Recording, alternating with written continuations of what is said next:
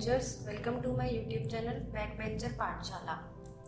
आज हम अपनी ईवीएस के नेक्स्ट टॉपिक को कवर करेंगे, जिसका नाम है इकोलॉजिकल पिरामिड। ये जो टॉपिक है, ये हमारे पिछला टॉपिक जो हमने आपको पढ़ाया था फूड चेन, उससे कनेक्टेड है। तो अगर आपने हमारी पिछली वीडियो नहीं देखी है तो आप प्लीज़ प्लेलिस्ट में वो वीडियो है, आप उसको पहले देख सकते हैं और उसके बाद आप इस वीडियो को देखेंगे तो आपको ये टॉपिक ज़्यादा अच्छी तरह से समझ में आएगा। तो चलिए स्टार्ट करते हैं। देखिए, जैसे कि इस टॉपिक का नाम है पारिस्थितिकी पिरामिड। तो पिरामिड आपने देखे हो, जैसे मिस्र के पिरामिड है, ठीक है, इस शेप में होते हैं। इसमें मेनली क्या होता है, इनका बेस जो होता है वो चौड़ा होता है और जो टॉप होता है वो पॉइंटेड होता है, कंपैरेटिवली थोड़ा पतला होता है, नुकीला होता है, ठीक है। तो इन पिरामिड के जरिए एल्टन ने 1930 में नहीं 1927 में चार्ल्स एटन ने इकोलॉजिकल पिरामिड की जो अवधारणा थी, कॉन्सेप्ट थी, था, वो दिया था। तो देखिए, इसमें हम क्या पढ़ते क्या हैं।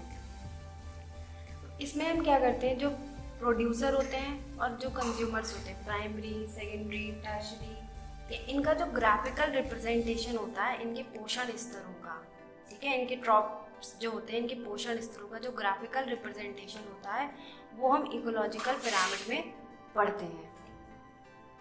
तो देखिए, इकोलॉजिकल पिरामिड जो होते हैं वो 3 प्रकार के होते हैं। पहला पिरामिड होता है संख्या का पिरामिड, नंबर पिरामिड। सेकंड होता है बायोमास पिरामिड, जीव भार का पिरामिड। और थर्ड होता है एनर्जी पिरामिड या ऊर्जा का पिरामिड, ठीक है। अब देखिए, संख्या के पिरामिड में हम पढ़ते क्या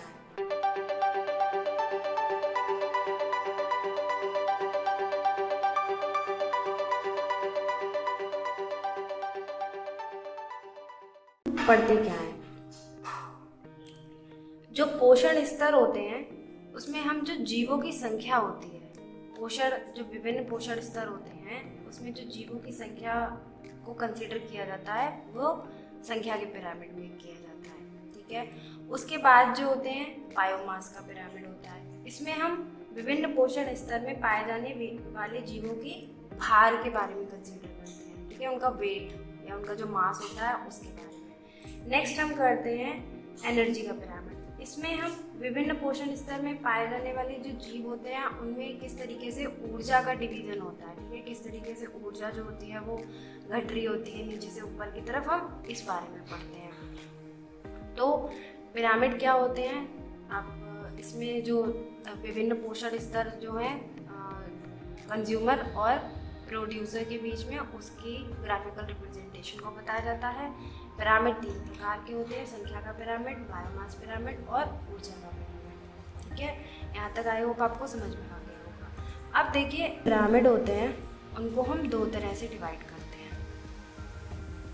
एक होता है अपराइट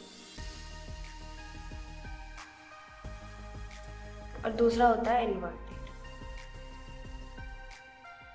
इसका मतलब होता है सीधा और ये होता है उल्टा, ठीक है। तो पिरामिड जो होते हैं वो 2 तरह से भी होते हैं। एक होता है सीधा पिरामिड और एक होता है इन्वर्टेड पिरामिड, ठीक है। सीधा पिरामिड कौन सा होगा, जिसका बेस जो होगा वो चौड़ा होगा और जो शीर्ष होगा वो नुकीला होगा, वो होते हैं सीधे पिरामिड, ठीक है। और उल्टे पिरामिड क्या होते हैं, जिनमें बेस नुकीला होता है और आधार चौड़ा, बेस जो होता है वो नुकीला होता है और जो टॉप की जो लेयर होती है वो चौड़ी होती है, ठीक है। तो इस तरीके से जो पिरामिड है 2 तरीके के, एक सीधा और एक उल्टा। अब हम पिरामिड का जो पहला टाइप है संख्या का पिरामिड, नंबर पिरामिड, उसको पढ़ने जा रहे हैं।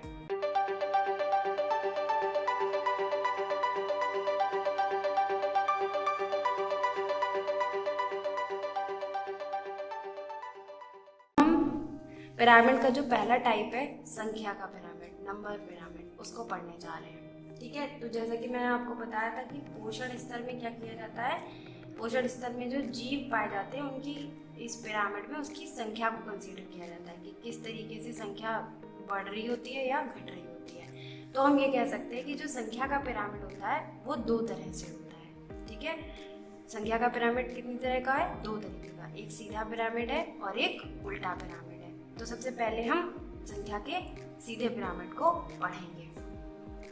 तो देखिए इसमें मैं आपको एक एग्जांपल देती हूँ। जैसे कि हम एक ग्रास लैंड इकोसिस्टम है,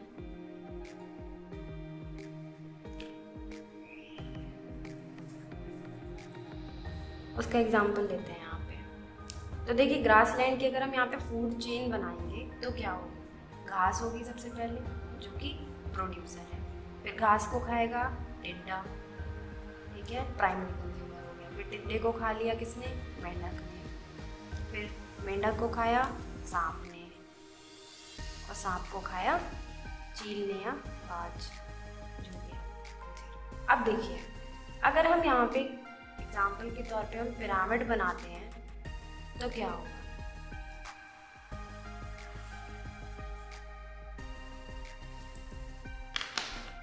देखिए अब ये घास जो होगी ये इसके बेस में होगी। अब घास की संख्या अगर आप देखेंगे तो ग्रास लैंड में सबसे ज़्यादा होगी, ठीक है। उसके बाद क्या होगी, टिड्डा होंगे, ठीक है।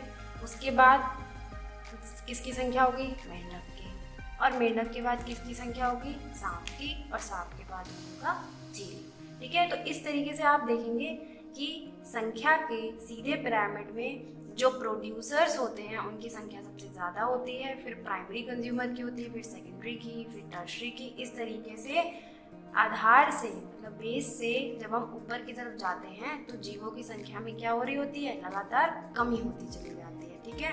तो इसको हम कहते हैं संख्या का सीधा पिरामिड। अब अगर आपके पेपर में क्वेश्चन आता है कि जीव संख्या में ग्रास लैंड का जो इकोसिस्टम होता है वो सीधा होता है या उल्टा होता है, ठीक है, या अपराइट इन्वर्टेड होता है, तो आपको लगाना होगा कि जो जीव संख्या में ग्रास लैंड इकोसिस्टम होता है उसमें जीव संख्या का सीधा पिरामिड होता है, ठीक है। आई होप आपको ये समझ में आया होगा। इसी तरीके से अगर हम एक और एग्जांपल लेते हैं, जैसे हम पॉन्ड ले लें, तालाब इकोसिस्टम ले लें, तालाब का इकोसिस्टम लेते हैं तो क्या होगा, सबसे पहले क्या होता है उसमें प्लवक होते हैं जो फाइटोप्लैंक्टन्स होते हैं। फिर उसके बाद क्या होते हैं, छोटी मछलियाँ होती हैं या इन्हें शाकाहारी मछलियाँ भी कह सकते हैं, और उसके बाद क्या होती हैं, मांसाहारी मछलियाँ होती हैं या बड़ी मछलियाँ कहते हैं। अब इस वाले पिरामिड में भी आप देख सकते हैं, अगर इस वाले पिरामिड में भी देखेंगे आप कि जो फाइटोप्लैंक्टन्स हैं उनकी संख्या सबसे ज़्यादा होगी, फिर छोटी मछलियों की संख्या होगी और फिर बड़ी मछलियों की संख्या होगी। तो इस तरीके से अगर आपसे पूछा जाए कि तालाब जीव संख्या में तालाब का जो पिरामिड होता है वो कैसा बनता है, तो वो सीधा बनता है, ठीक है। तो इन दोनों एग्जाम्पल से आपको ये जो संख्या पिरामिड है इसका सीधा संख्या पिरामिड आई होप समझ में आया होगा, ठीक है। तो देखिए इसमें मैंने आपको यहाँ पे ये बताया भी है कि pyramid of number in a grass land, ठीक है। तो सबसे ज़्यादा क्या है, प्रोड्यूसर्स हैं, फिर प्राइमरी कंज्यूमर हैं, फिर सेकेंडरी कंज्यूमर हैं, फिर टर्शरी कंज्यूमर हैं, और फिर क्वार्टरली कंज्यूमर्स हैं। तो आपको ये चीज़ क्लियर हो गई होगी। अब हम पढ़ते हैं संख्या का उल्टा पिरामिड, उल्टा संख्या पिरामिड। तो देखिए इसमें मैं बताऊँ, इसमें क्या होता है कि जो प्रोड्यूसर होते हैं उनकी संख्या कम होती है और कंज्यूमर की संख्या जैसे जैसे हम पिरामिड में ऊपर बढ़ते जाते हैं वो बढ़ती चली जाती है, ठीक है। तो इसमें मैं आपके लिए जो एग्जांपल बताऊंगी वो है पैरासाइटिक फूड चेन। इसमें क्या होता है, देखिए सबसे पहले अगर हम पैरासाइटिक फूड चेन की बात करते हैं तो देखिए एक पेड़ है, ठीक है।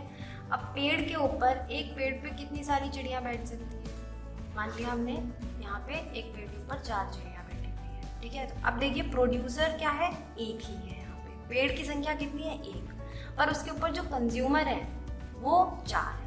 अब इन जो 4 चिड़ियों के ऊपर अगर हम देखें तो जो परजीवी बैठे होंगे, जैसे जो जू टाइप की होती है, जो परजीवी होते हैं जो दूसरों के शरीर में रहते हैं, तो इस एक चिड़िया के ऊपर कई सारे परजीवी हो सकते हैं। और इन परजीवियों के ऊपर भी जैसे हाइपर पैरासाइट जो होते हैं, जैसे जीवाणु जो होते हैं, बैक्टीरिया।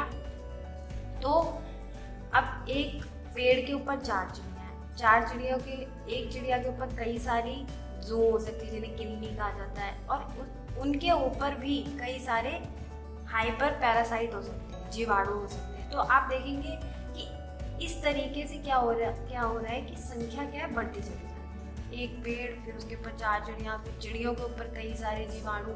तो इस तरीके से जो बेस है, जो प्रोड्यूसर है वो तो कम है, और जो कंज्यूमर है उनकी संख्या लगातार ऊपर की तरफ बढ़ती चली जाती है। तो इसको कहते हैं हम जीव संख्या का उल्टा पिरामिड। ठीक है, ये इस तरीके से भी दिखाया गया है कि एक ट्री है, उसके ऊपर जो हार्बीवोरस है, फिर पैरासाइट है, और फिर हाइपर पैरासाइट है। ठीक है, तो ये हो गया संख्या का उल्टा पिरामिड। यहाँ पे क्या हो रहा था, प्रोड्यूसर की संख्या ज़्यादा थी और कंज्यूमर लगातार कम होते चले जा रहे थे। और इस वाले पिरामिड में प्रोड्यूसर की संख्या कम है और जो कंज्यूमर है उनकी संख्या लगातार बढ़ती चली जा रही है। तो ये हो गया संख्या का पिरामिड। ठीक है, आगे के जो 2 पिरामिड हैं, जीव भार का और ऊर्जा का पिरामिड, इसको हम नेक्स्ट वीडियो में कवर करेंगे। एंड अगर ये जो टॉपिक है, इस टॉपिक की जो थ्योरी है वो आपको PDF की फॉर्म में डिस्क्रिप्शन में मिल जाएगी, तो आप उसको डाउनलोड कर लें और प्रॉपर नोट्स भी बना लें इसके। And thank you so much, and मेरे चैनल को लाइक करें।